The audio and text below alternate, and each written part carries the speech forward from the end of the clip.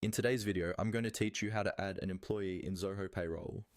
Adding employees correctly is one of the most important parts of setting up your payroll because everything from payslips to tax calculations depends on the details you enter here.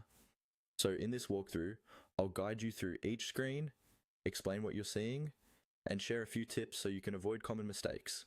First, open your browser and go to Zoho Payroll. Make sure you're logged in to the correct organization or company account, especially if you manage multiple businesses. Once you're in, look at the main navigation menu. From here, you'll want to go to the Employees section. Click on Employees to open the list of people who are already in your payroll system. On the Employees page, you'll see a table of existing staff along with their basic information. To add someone new, look for the button that says Add Employee, usually at the top right of the page. Go ahead and click on Add Employee to start creating a new employee record. This will open a form where you'll need to fill in the employee's details. Take your time with this part.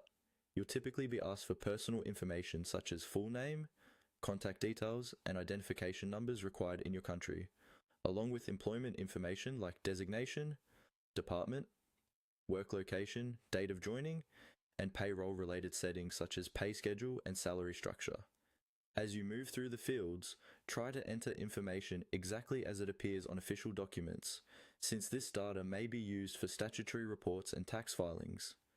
If you're not sure about something, like which pay cycle to assign or what the joining date should be, it's better to confirm internally before proceeding. Also, double-check bank account details or payment preferences if those are included, since errors there can delay salary payouts. Once you've completed all the required fields and reviewed everything for accuracy, scroll down to the bottom of the form. You'll see an option to save and continue. Click on Save and Continue to save the employee's information and move on to any additional configuration steps Zoho Payroll might prompt you to complete, such as benefits, deductions, or tax settings, depending on your region and account setup.